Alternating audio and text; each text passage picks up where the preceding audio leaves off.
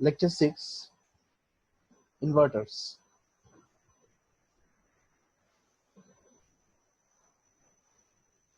So these are some of the applications of inverters. তো তোমাদের VFD পড়ে আসার কথা বা VFD ল্যাবে হয়তো করে আসছো মেশিন ল্যাবে, সেটা হচ্ছে ভ্যারিয়েবল ফ্রিকোয়েন্সি ড্রাইভ। সেটা সিনক্রোনাস মোটর বা এই টাইপের এসি মোটরের স্পিড কন্ট্রোল করতে পারে, ইন্ডাকশন মোটরের স্পিডও সামহাও কন্ট্রোল করতে পারে, বাট সিনক্রোনাস মোটরের স্পিড সরাসরি তার ফ্রিকোয়েন্সির সাথে রিলেটেড। সো ভিএফডি ড্রাইভগুলোতে ইনভার্টার খুব বেশি ইউজ করা হয়। ইনভার্টার ইউজ করা হয় মিনস প্রথমে এসি টু ডিসি কনভার্ট করা হয়, সো ডিসি টু এসি আবার ব্যাক কনভার্সন করা হয় একটু ফ্রিকোয়েন্সি চেঞ্জ করে।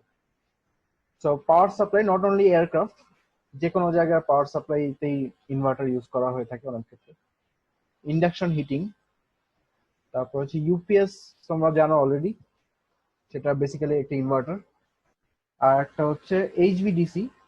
সো এইচভিডিসি হচ্ছে তোমরা হয়তো জানো, তো আমাদের যে ভারত থেকে যে পাওয়ার লাইনটা আসছে সেটা হচ্ছে ডিসি পাওয়ার লাইন, এসি না, high voltage DC line. So ওইটাকে আবার আমাদের ইউজেবল করার জন্য এসিতে কনভার্ট করতে হয় আর সেটা, সেজন্য ওই টাইপের হাই ভোল্টেজ ডিসি লাইন ট্রান্সমিশনও ইনভার্টার ইউজ করা হয়।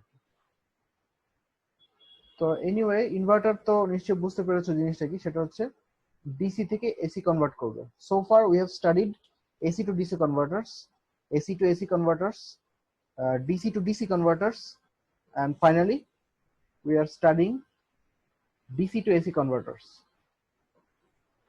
এটা কি কি টাইপের হতে পারে এখানে একটা আইডিয়া দেওয়া আছে। So some simple classifications are here: single phase and three phase inverters. So they can be further classified as voltage source and current source, and further down half bridge and full bridge inverter. So voltage source inverter, as its name suggests, it's a constant voltage inverter, or the output is of constant voltage. And for the current source inverter, the output is of constant current. So we will study single phase full bridge inverter.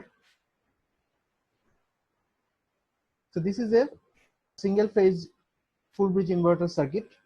This is called H bridge because this bridge is something similar to an H shape. So এখানে যদি আমরা একটা DC supply connect করে first half সাইকেলে, মানে আমাদের যদি frequency 50 hertz হয়, তাহলে টোটাল পিরিয়ড হচ্ছে 20 মিলি সেকেন্ড। সো আমরা যদি 10 মিলি সেকেন্ড বা হাফ পিরিয়ডে Q1 R Q2 K on করতে পারি, আর then next half cycle Q3 আর Q4 কে অন করতে পারি, তাহলে কি হবে একটু দেখি আমরা। যদি Q1 টু অন থাকে তাহলে কারেন্ট ফ্লো করবে left to right, as this is a resistive load. তো সেই জন্য আমরা একটা ভোল্টেজ পেলাম, এবং সেই ভোল্টেজের ম্যাগনিটিউড হবে Vs, মানে আমরা যেই ভোল্টেজ ইনপুট দিব সেই ভোল্টেজটাই ম্যাগনিটিউড পাবো ম্যাক্সিমাম। তারপরে হাফ সাইকেলে যদি Q3 আর Q4 অন করি, তাহলে দেন the direction of the current will change to right to left. So voltage will be changed accordingly. So in that case আমরা নেগেটিভ Vs পাবো। So this cycle will repeat, and this is indeed an AC waveform. Since it is a resistive load, there will be a similar wave shape for current.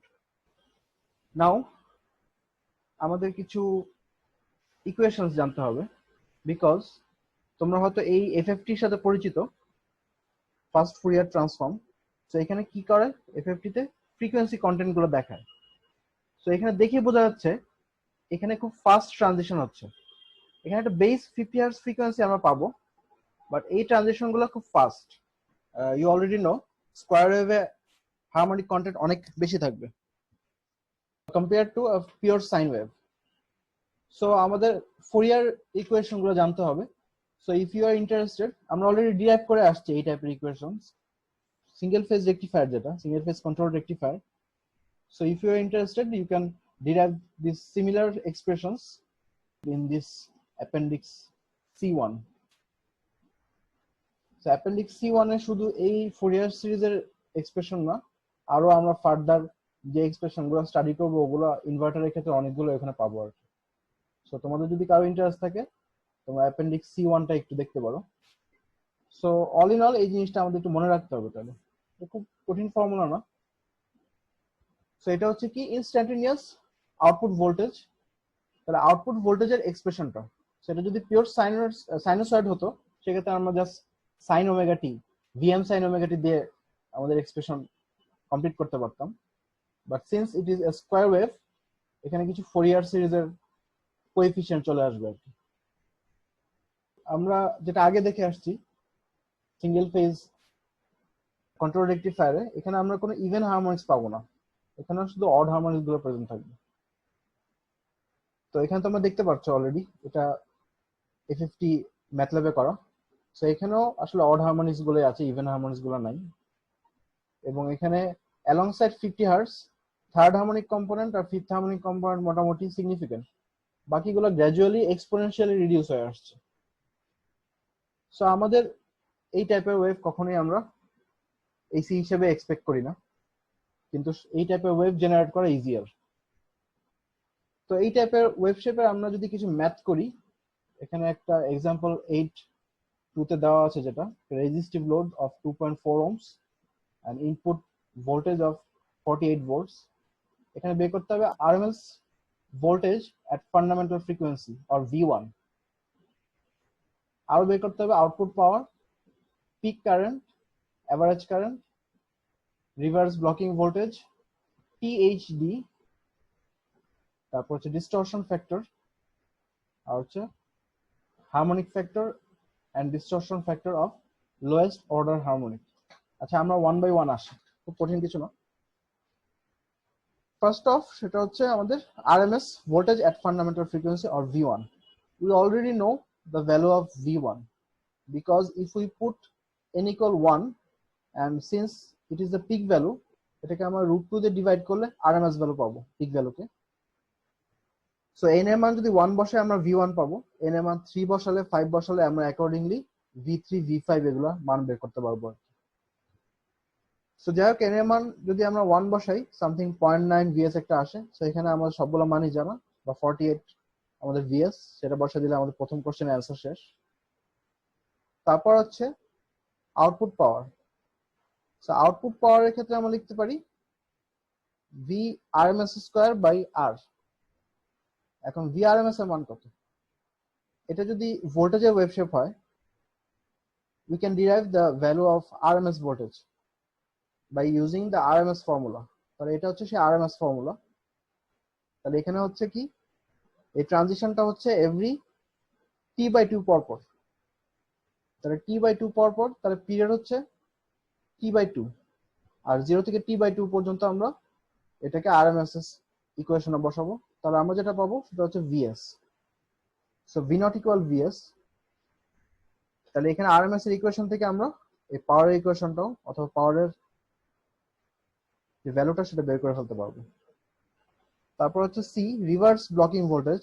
এখানে বোঝা যাচ্ছে maximum voltage আসবে হচ্ছে 48 volt, তাহলে ট্রানজিস্টরগুলোকে 48 volt block করতে হবে। So 48 voltage block করলে peak reverse voltage is 48 volt. তারপর এখানে কিছু নতুন এক্সপ্রেশন আছে, সেটা হচ্ছে হারমোনিক ফ্যাক্টর, সেটা হচ্ছে VN বাই V1। আচ্ছা V1টা কি ছিল আমরা আবার একটু রিকল করার চেষ্টা করি। V1টা হচ্ছে ফান্ডামেন্টাল কম্পোনেন্ট, মানে এই অংশটা, আর VN হচ্ছে হারমোনিক কম্পোনেন্ট। তো n এর মান আমরা যা বসাবো তাই পাবো আর কি। 3 বসালে থার্ডটা পাবো, 5 বসালে ফিফথটা পাবো, 5 বসালে ফিফথটা পাবো। সো এখানে ইন্ডিভিজুয়াল হারমোনিক কন্টেন্ট গুলো বের করার সবচেয়ে ভালো উপায় হচ্ছে হারমোনিক ফ্যাক্টর। সো এখানে ইন্ডিভিজুয়াল হারমোনিক কন্টেন্ট যত বেশি থাকবে হারমোনিক ফ্যাক্টরের মানও তত বাড়বে। সো যদি সে ফর এক্সাম্পল আমার থার্ড হারমোনিক বের করতে যাই, তাহলে V3 বাই V1, তাহলে থার্ড হারমোনিক কন্টেন্ট বেশি হলে এটার মানও বেড়ে যাবে। আর যদি কোনো হারমোনিক্স না থাকে তাহলে দিস উইল রিডিউস টু 0, এটা মান 0 আসবে। আচ্ছা তারপর নেক্সট হচ্ছে total harmonic distortion. This is very important, এটা খুব ইম্পর্টেন্ট একটা প্যারামিটার। আনলাইক হারমোনিক ফ্যাক্টর, এটা হচ্ছে টোটাল হারমোনিক ফ্যাক্টরটা নিয়ে আলোচনা করছে এখানে। তার মানে still the v1 is in the denominator, আর উপরে আছে হচ্ছে vn তার সামেশন। তো এখানে শুধু একটা vn নিয়ে কাজ করেছিলাম in case of harmonic factor, আর টিএইচডি এর ক্ষেত্রে আমরা সবগুলো নিয়ে আসবো। তো সবগুলো বলতে কি, শুধু হারমোনিক গুলো, নট ফান্ডামেন্টাল। তার মানে কাউন্ট শুরু হবে 3, 5, 7 এগুলো। এখানে যদি 2 লেখা আছে, এবার আমরা জানি ইভেন্ট গুলো আসবে না। তো এটাকে যদি আমরা ম্যাথে বসাই, দেখো এখানে 3, 5, 7 এভাবে কাউন্ট হচ্ছে। আচ্ছা, আরেকটা হচ্ছে ডিস্টরশন ফ্যাক্টর। ডিস্টরশন ফ্যাক্টর আর হারমোনিক ফ্যাক্টর সিমিলার, বাট এটা হচ্ছে আরেকটা অ্যাটেনুয়েটেড ভার্সন, মানে এটাকে n স্কয়ার দিয়ে ভাগ করা হয়, so divided by n square. আচ্ছা, আরেকটা লাস্ট বাট নট লিস্ট, সেটা হচ্ছে লোয়েস্ট অর্ডার হারমোনিক, সেটা হচ্ছে ফান্ডামেন্টালের closest to the fundamental one.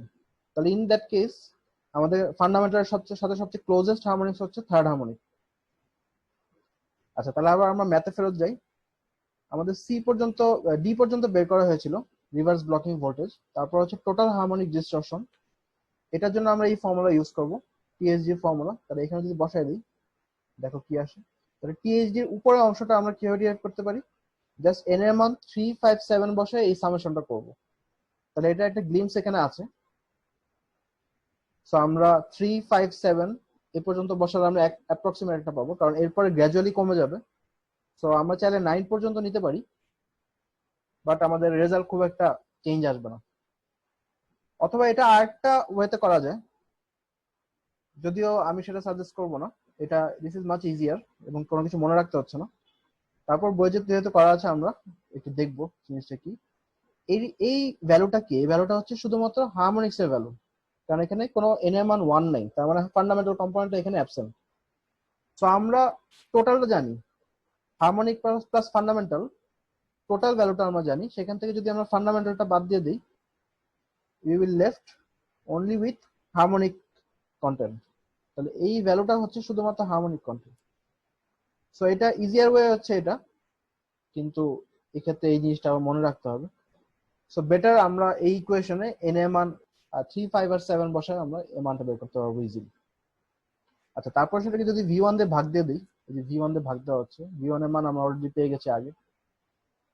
So ভাগ করলে আমরা টিএসডি মান পেয়ে যাচ্ছি। তাহলে টিএসডিটা কি জিনিস? টিএসডিটা হচ্ছে যত হারমোনিক কন্টেন্ট বেশি থাকবে তত টিএসডি মান বেশি থাকবে। যদি কোনো হারমোনিক্স না থাকে তাহলে টিএসডি মান আসবে 0। তো টিএসডি মান যত বাড়বে তার মানে সেটা তত ওয়ার্স। সো আমরা যদি এই ম্যাথল্যাব সিমুলেশন থেকে দেখতে পাই টিএসডি মান অ্যারাউন্ড 48 সামথিং। আচ্ছা, তারপরে হচ্ছে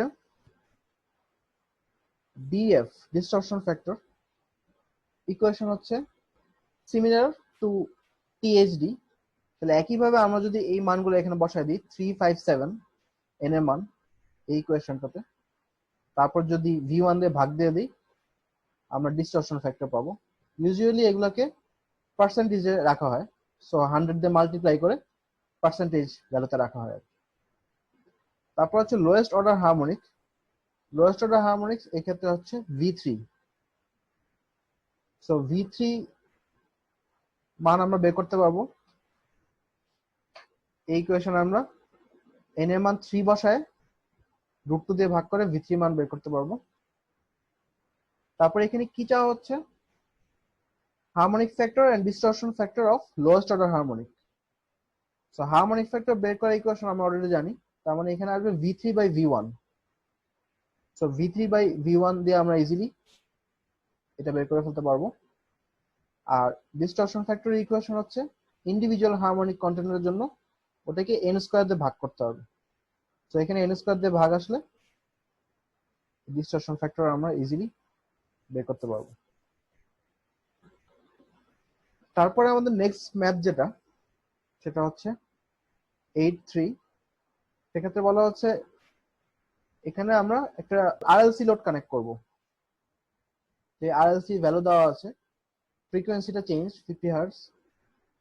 আসলে প্রিভিয়াস ম্যাথে ফ্রিকোয়েন্সি খুব একটা ম্যাটার করতো না, কারণ এখানে কোনো রিঅ্যাক্টিভ কম্পোনেন্ট আমরা ইউজ করিনি। যেহেতু এখানে রিঅ্যাক্টিভ কম্পোনেন্ট ইউজ করা হচ্ছে, সেহেতু ফ্রিকোয়েন্সিটা ম্যাটার করবে। সো এখানে কি কি বের করতে বলা হয়েছে, instantaneous load current in Fourier series, RMS load current at fundamental frequency, HF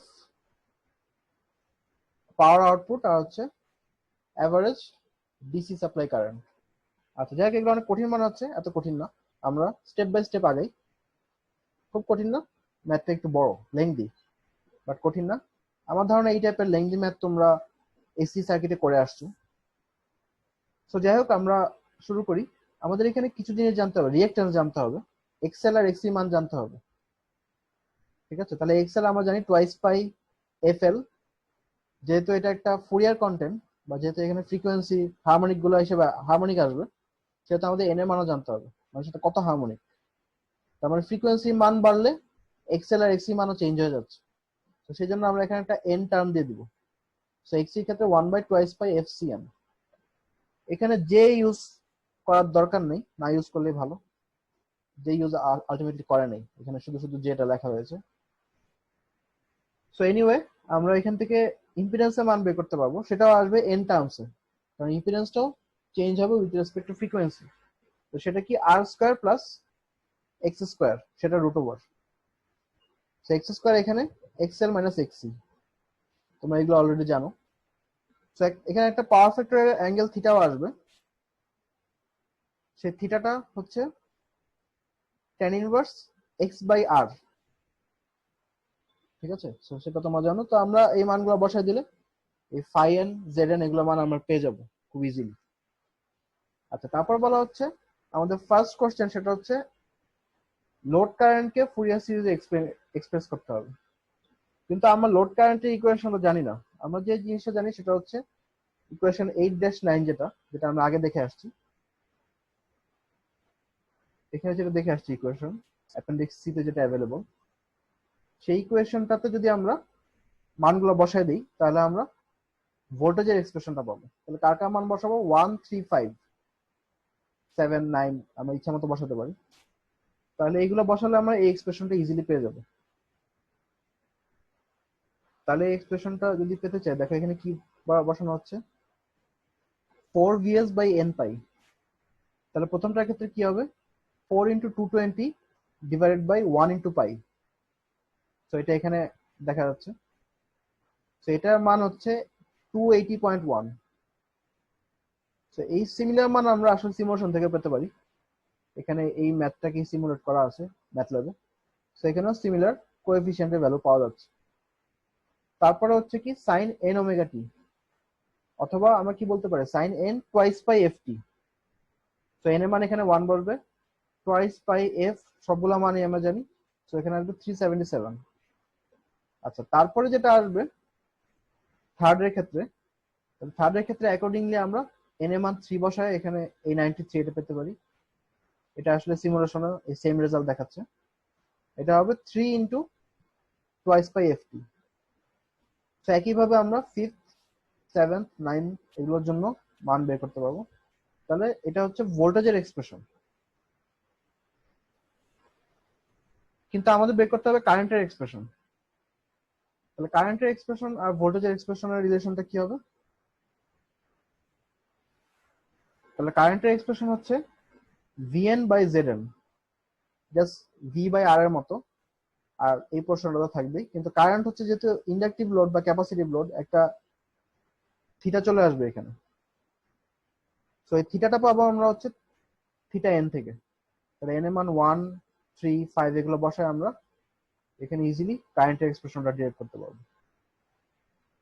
তাহলে আমরা যদি কারেন্টের এক্সপ্রেশনটা এখানে দেখার চেষ্টা করি, এই যে 18 পয়েন্ট সামথিং যেটা আসছে, সেটা আসবে হচ্ছে v1 by z1 sine twice by ft plus theta 1। এটা মানটা হচ্ছে এটা। টোয়াইস বাই ft অলরেডি আমরা দেখে আসছি, আর এটা হচ্ছে সেই আমাদের থিটা 1। একইভাবে থিটা 3, 5, 7, 9 এর জন্য আমরা এই এক্সপ্রেশনটা ইজিলি বের করতে পারবো। তো একইভাবে দেখা হচ্ছে এগুলো ম্যাথল্যাবে সিমুলেট করে ইজিলি বের করা সম্ভব। তাহলে আমাদের প্রথম কোশ্চেনের অ্যান্সার শেষ। Express the instantaneous load current in Fourier series. Next হচ্ছে RMS load current at fundamental frequency I1। সো I1 এর মান কত আসবে? একইভাবে এই এক্সপ্রেশনে আমরা বসায় দেখতে পারি, বা এটা আমরা এই পিক ভ্যালু থেকেও √2 দিয়ে ভাগ করে I1 RMS এর মান বের করতে পারি। আচ্ছা, তারপরে হচ্ছে harmonic factor of load current. আচ্ছা, হারমোনিক ফ্যাক্টর ইকুয়েশন আমরা অলরেডি জানি। তো এই ইকুয়েশন হচ্ছে একটা সিঙ্গেল হারমোনিক ফ্যাক্টরের জন্য, কিন্তু আমাদের সবগুলো হারমোনিক ফ্যাক্টর বের করতে বলেছে। তাহলে আমরা সবগুলো যদি স্কোয়ার করে যোগ করে √ওভার করি বা RMS করি, তাহলে আমাদের এরকম একটা এক্সপ্রেশন আসবে। সো I3/I1, 5/1, 7/1, 9/1, আমরা যদি 9th হারমোনিক পর্যন্ত নেই, তাহলে আমাদের এরকম সিমিলার একটা এক্সপ্রেশন আসবে।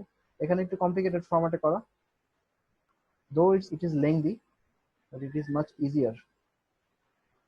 তাহলে আমরা এরকম একটা এক্সপ্রেশন আর এরকম একটা ভ্যালু পাবো। তারপরে হচ্ছে পাওয়ার। তাহলে পাওয়ার আমরা জানি,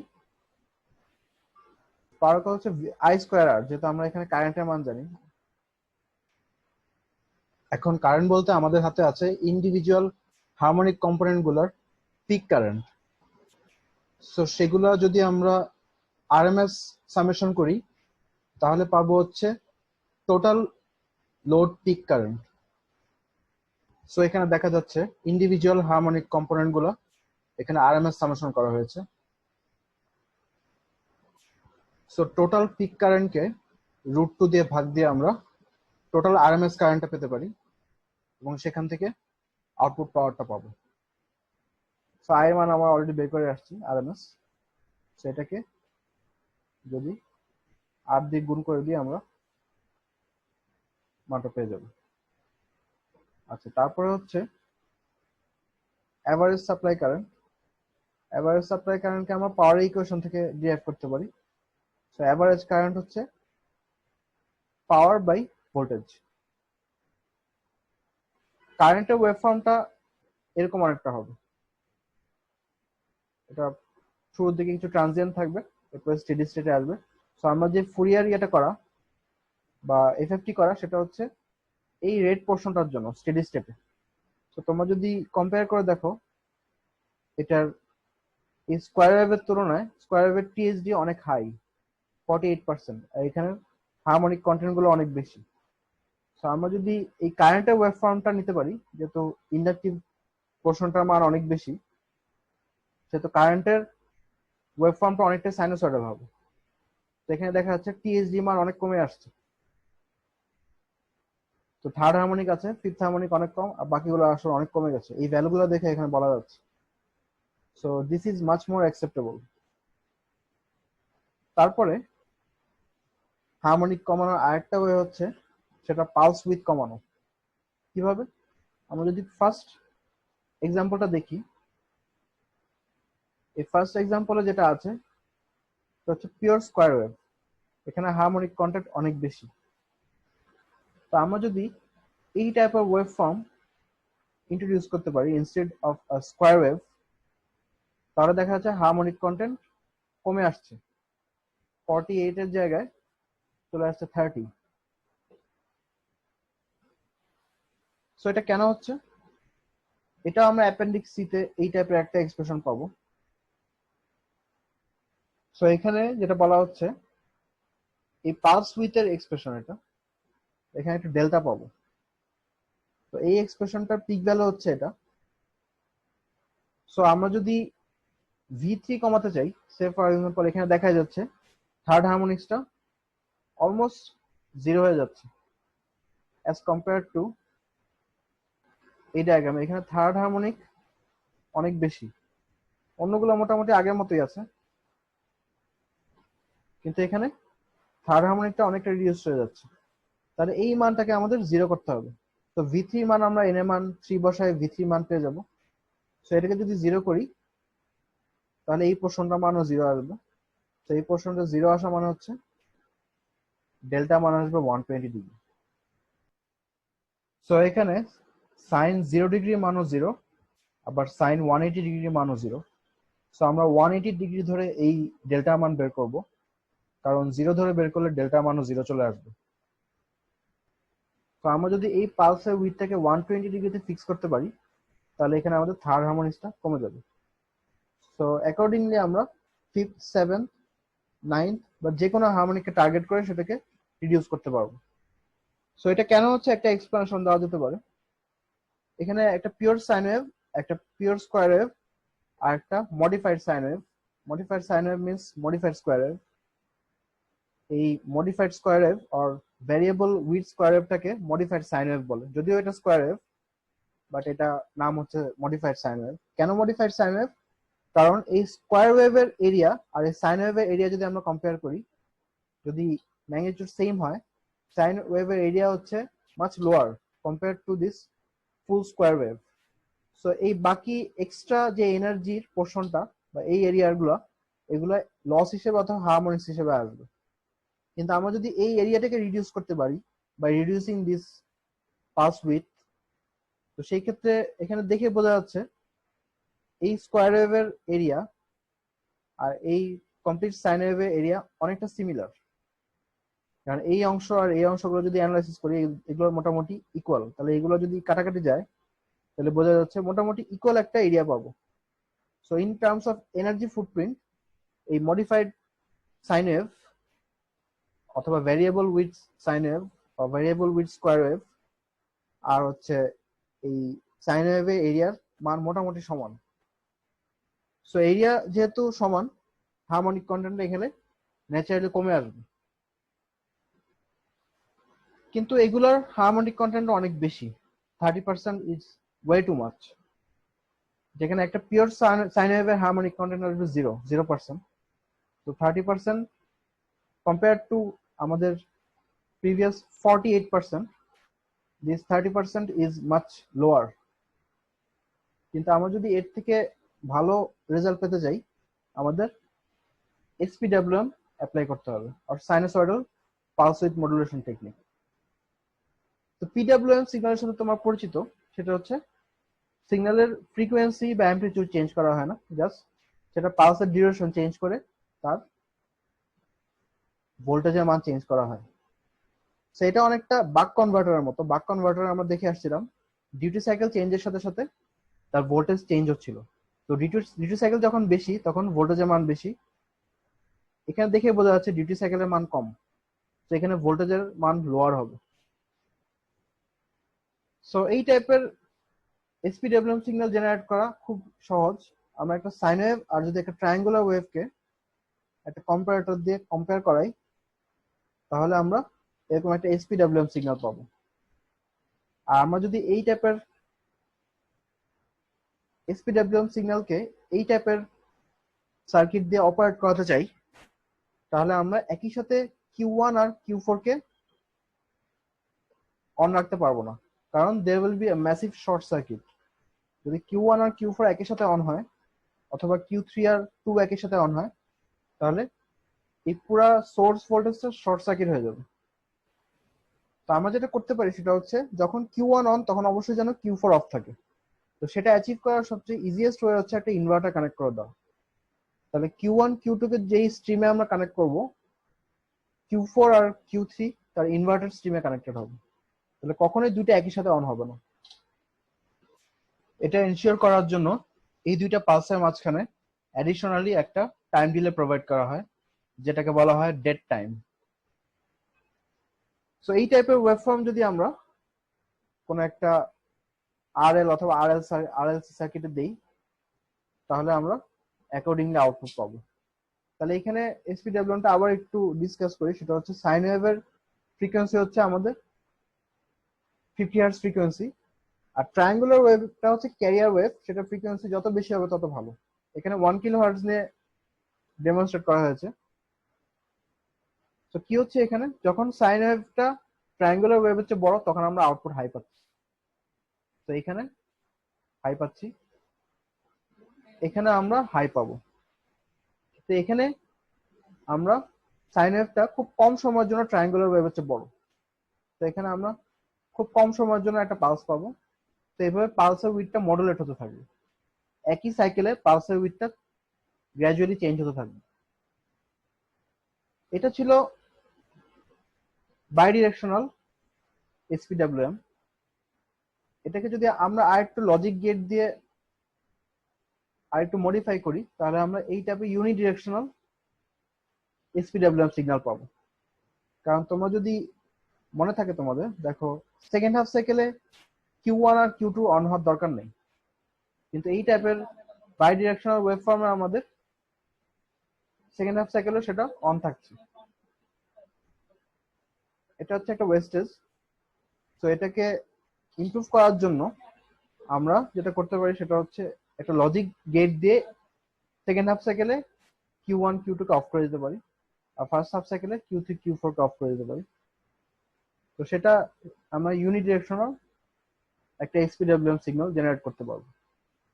তো সেই ক্ষেত্রে ওভারল্যাপিং হওয়ার চান্স বা শর্ট সার্কিট হওয়ার চান্স অনেক কমে যাবে, আর এটা হারমোনিক সিগনেচার অনেক ইমপ্রুভ হয়ে যায়, স্পেশালি লোয়ার ফ্রিকোয়েন্সিতে।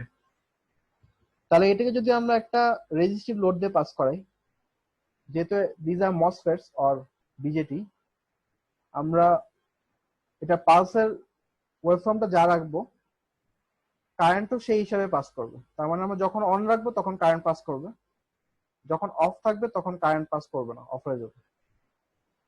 সো আমরা একটা পিডব্লিউএম সিগন্যালই আউটপুট হিসেবে পাবো। Since this is a resistive load, আমরা একটা ভোল্টেজ আর কারেন্টের ওয়েভফর্ম সিমিলার পাবো। এই কারেন্টের ওয়েভফর্মটাকে যদি আমরা এফএফটি করি, তাহলে দেখা যাচ্ছে এটার টিএসজি মান অনেক বেশি কম্পেয়ার টু আওয়ার প্রিভিয়াস 48%। এই টিএসজি মানটা অনেক বেশি। or this type of resistive load is not very practical in SPWM signal.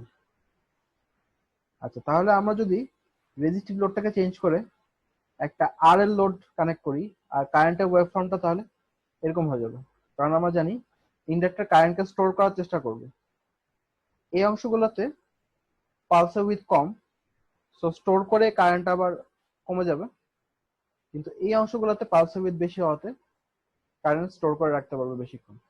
So এটা অনেকটা সাইন ওয়েভের মতো চলে আসছে।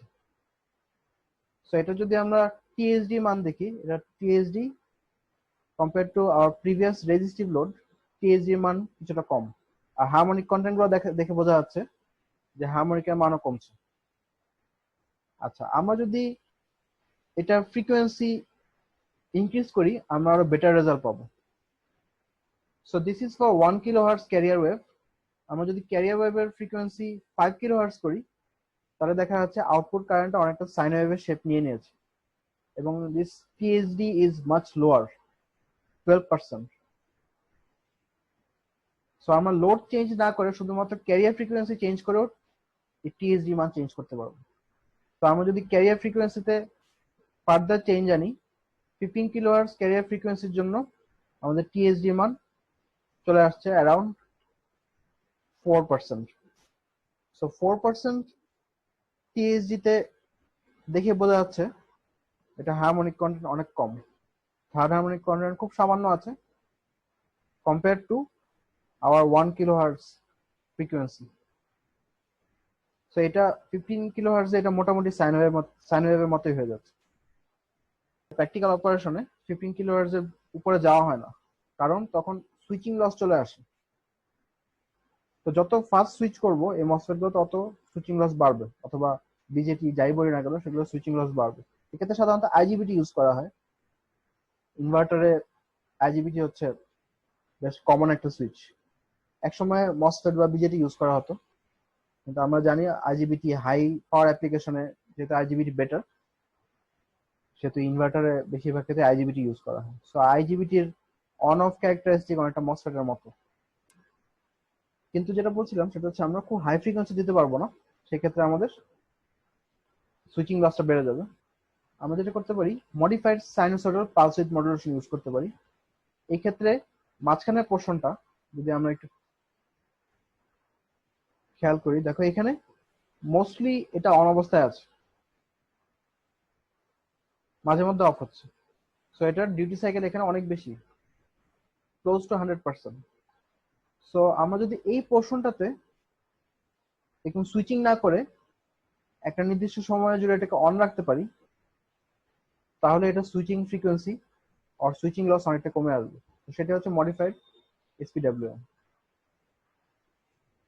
The purpose of the feedback diodes, এখানে যেখানে ইন্ডাকটিভ লোড আছে বা ক্যাপাসিটিভ লোড আছে, এখানে একটা রিঅ্যাক্টিভ লোডের ক্ষেত্রে ফিডব্যাক ডায়োডটা ইউজ করা হয়। So what is the purpose of this feedback diode? To continue the current flow due to this heavy inductance. কারণ আমরা এখানে বলতে পারছি যে যখন সুইচগুলো অফ তখন কারেন্ট ফ্লো করার কোনো অপশন নেই, এবং এখানে যেহেতু আমরা ফাস্ট সুইচিং করছি, যেহেতু ফাস্ট সুইচিং এর কারণে ইন্ডাক্টরের অ্যাক্রসে একটা হাই ভোল্টেজ তৈরি হতে পারে। আমরা প্রিভিয়াস চ্যাপ্টারে দেখে আসছিলাম হাই ডিআই বাই ডিটির জন্য ইন্ডাক্টরের অ্যাক্রসে হাই ভোল্টেজ তৈরি হচ্ছিল। সো টু অ্যাভয়েড দিস আমরা এখানে এই ফিডব্যাক ডায়োডটা ইউজ করতে পারি। এটা অনেকটা ফ্রি হুইলিং ডায়োডের মতো কাজ করবে, কিন্তু এটা যেহেতু সোর্সে এনার্জি প্রোভাইড করছে সেহেতু এটাকে আমরা ফিডব্যাক ডায়োড বলবো। সো আমরা যদি এখানে একটু দেখি, সে ফর এক্সাম্পল আমরা Q1 আর Q2 যদি অন রাখি, তাহলে কারেন্ট ফ্লো করবে হচ্ছে এই ডিরেকশনে।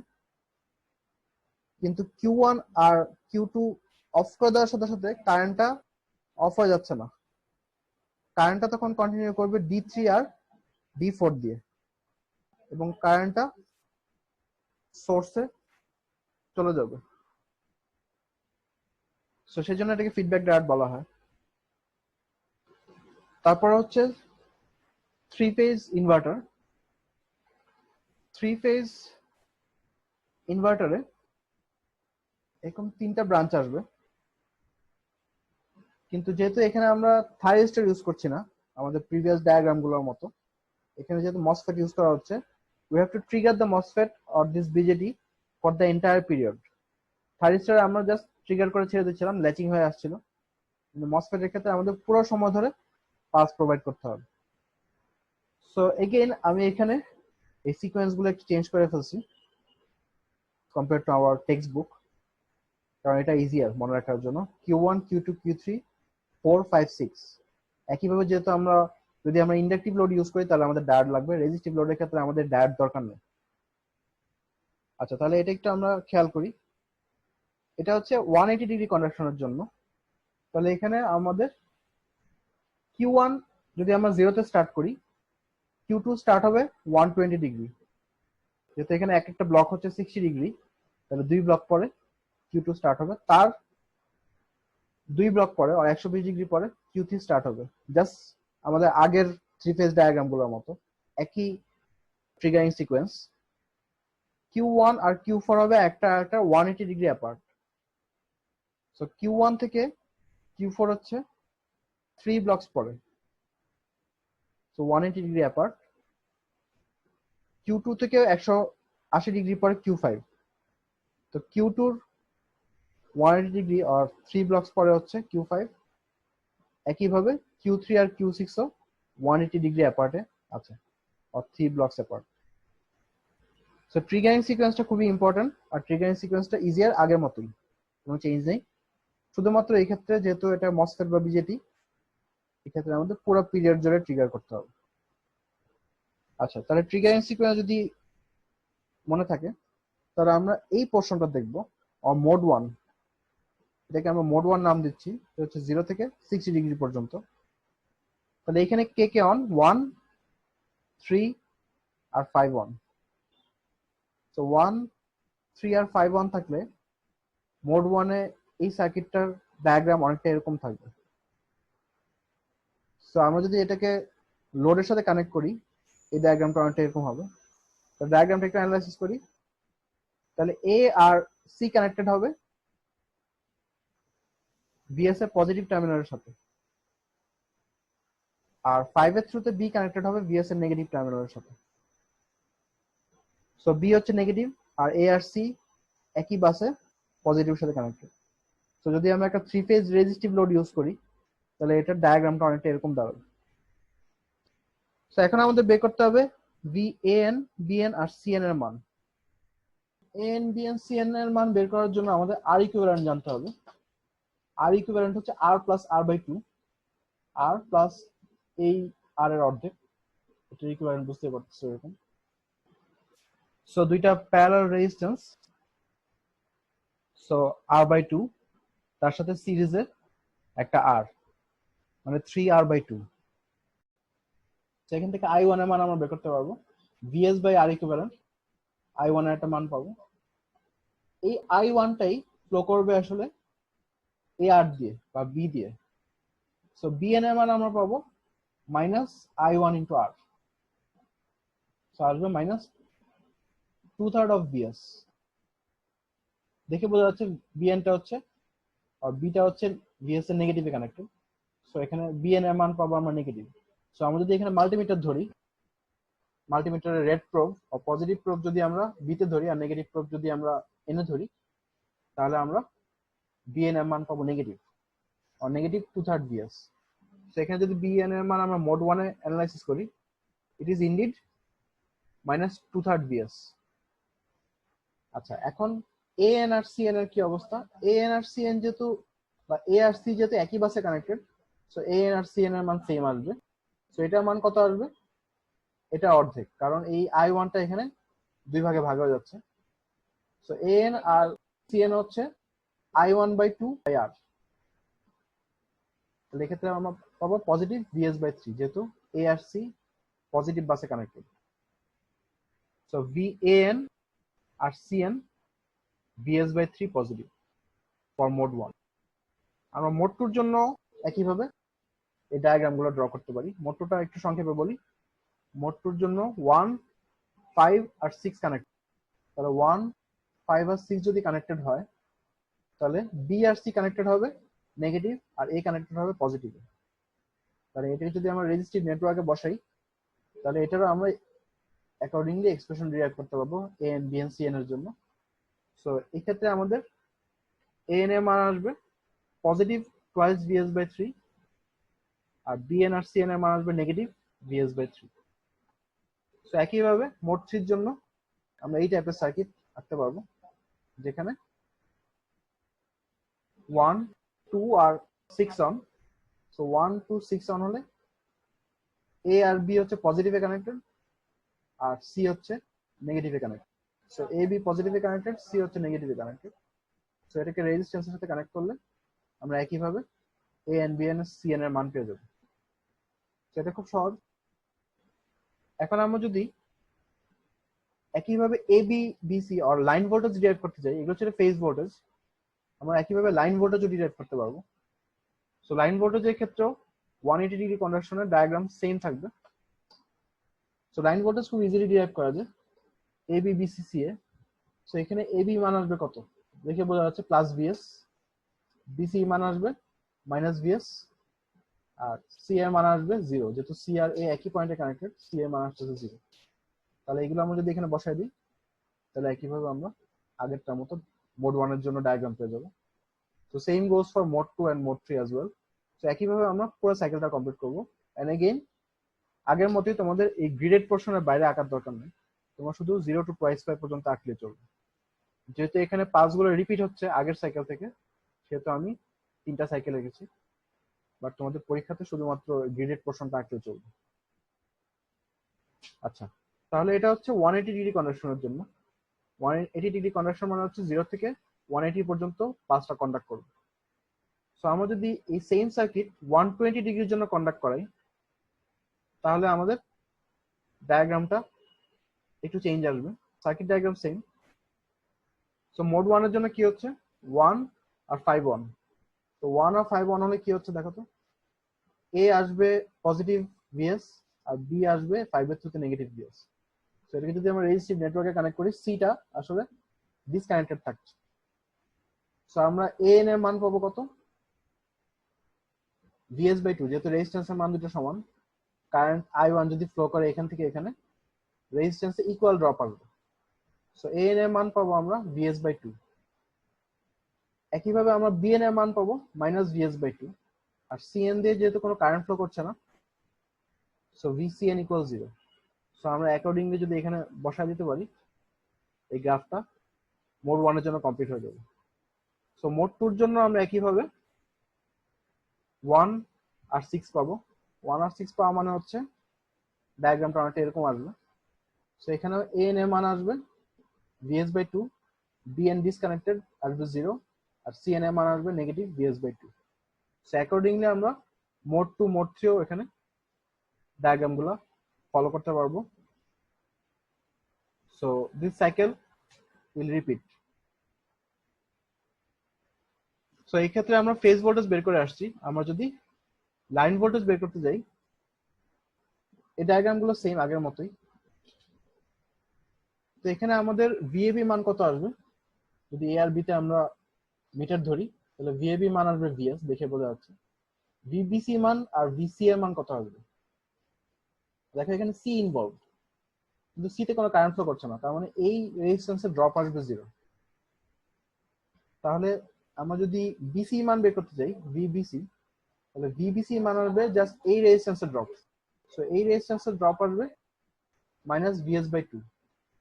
সো সি এর মানও তাই আসবে, এই রেজিস্ট্যান্সের ড্রপ, কারণ এখানে কোনো ড্রপটা কাউন্ট হবে না যেহেতু এদিকে কোনো কারেন্ট ফ্লো করছে না। তো সি এর মানও একইভাবে মাইনাস VS/2 আসবে। সো আমরা positive VS minus VS/2 minus VS/2 বসায় মোড 1 কমপ্লিট করতে পারবো। মোড 2 ক্ষেত্রেও সার্কিটটা চেঞ্জ আসবে। সো মোড 2 তেও AB আর BC মান পাবো আমরা VS/2, যেহেতু বি টার্মিনালটা ডিসকানেক্টেড। সি এর মান পাবো আমরা নেগেটিভ VS। সো একইভাবে মোড 3 আমরা এভাবে কমপ্লিট করতে পারবো। তারপরে হচ্ছে current source inverter. Current source inverter সম্পর্কে আমরা আগে বলে আসছি। তো এটা হচ্ছে 3 phase current source inverter. 3 phase current source ইনভার্টারও এখানে 120 ডিগ্রি কনভার্সন দেখানো হচ্ছে লাইন কারেন্টের জন্য। সেখানে যদি আমরা একটা হেভি ইন্ডাক্টর কানেক্ট করতে পারি, আউটপুট কারেন্টটা আমরা ধরে নিতে পারি কনস্ট্যান্ট হবে, এবং এটা যেহেতু resistive load, output current automatically constant আসবে। সো এনিওয়ে আমরা যদি আউটপুট কারেন্ট দেখি, এটাও একই রকম ভাবে আগের মতো সলভ করা যায়। তাহলে ট্রিগারিং সিকোয়েন্সটা আগের আমাদের 120 ডিগ্রির মতোই, কোনো চেঞ্জ নেই। তো এখানে আমরা IA, IB আর IC বা লাইন কারেন্ট গুলো বের করবো, ডায়াগ্রাম গুলো সেম। তাহলে এই ক্ষেত্রে লাইন কারেন্টটা হচ্ছে কত, I1। সো I1 কে যদি আমরা IL ধরি, বা IA হচ্ছে পজিটিভ IL, আর IB হচ্ছে নেগেটিভে যেহেতু কানেক্টেড, সেটা আমরা পাবো নেগেটিভ IL, আর IC তে কোনো কারেন্ট ফ্লো করবে না, সো 0। তো এগুলো আমরা এখানে বসায় দিতে পারবো। IC মান 0, এটা নেগেটিভ, এটা হচ্ছে পজিটিভ IL। মোড 2 এর জন্য একইভাবে আমরা I এর মান থাকবে IL, IC এর মান হয়ে যাবে নেগেটিভ IL, আর IB মান তো 0 যেহেতু ডিসকানেক্টেড। তো একইভাবে আমরা মোড 3 সলভ করতে পারবো এবং বাকি সাইকেলটা রিপিট করতে পারবো। তো এটা হচ্ছে 3 ফেজ কারেন্ট সোর্স ইনভার্টার। আচ্ছা, লাস্ট ওয়ান হচ্ছে আমাদের সিরিজ রেজোন্যান্ট ইনভার্টার। কমিউটেশন সার্কিটে এটা পড়ে আসছো তোমরা। কমিউটেশন সার্কিটে আমরা দেখে আসছিলাম একটা RLC লোডের রেজোন্যান্স, বা একটা RLC লোডের কারেন্টটা সাইনোসয়েড হয়। সেই ক্ষেত্রে আমাদের মেইন সার্কিট এটা, আমরা যদি T1 কে ট্রিগার করি তাহলে কারেন্টটা এদিক দিয়ে ফ্লো করবে, যেহেতু T2 অফ। তো T1 কে ট্রিগার করলে হাফ সাইনোসয়েডাল কারেন্ট পাবো, যেটাকে আমরা বলছি I1। তো এটা হচ্ছে I1।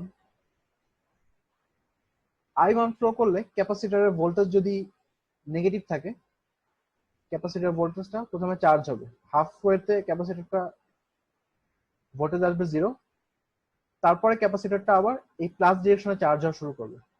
যখন ফুলি চার্জ হয়ে যাবে এই কারেন্টটা অটোমেটিক্যালি 0 হয়ে যাচ্ছে।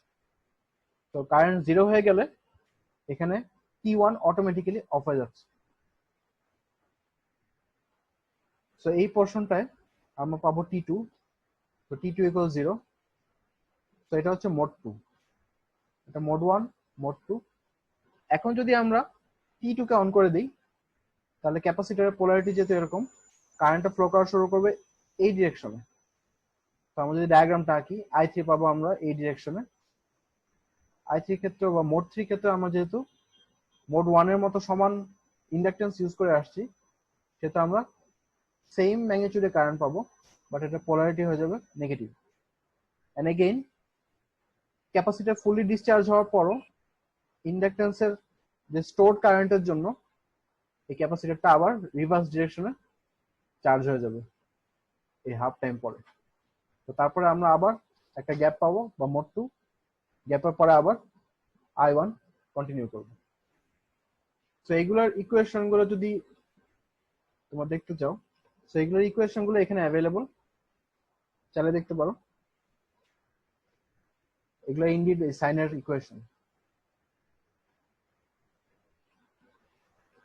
তো এখানে লাস্ট ওয়ান যেটা হচ্ছে হাউ টু রিডিউস হারমোনিক। আমরা ফিল্টার ইউজ করে হারমোনিক রিডিউস করতে পারি। তো ফিল্টার বিভিন্ন রকম হতে পারে, ক্যাপাসিটি ফিল্টার, ইন্ডাকটিভ ফিল্টার বা সিএলসি ফিল্টার ইউজ করে আমরা এই টাইপের কাজগুলো ইফেক্টিভলি করতে পারবো। এসপিডব্লিউ আমরা অলরেডি ফিল্টার ইউজ করে আসছি, আর এল লোড। তো এই টাইপের ফিল্টার যে কোনো টাইপের রিঅ্যাক্টিভ লোডে ইউজ করা সম্ভব। So this ends our lectures on lecture 6, inverters.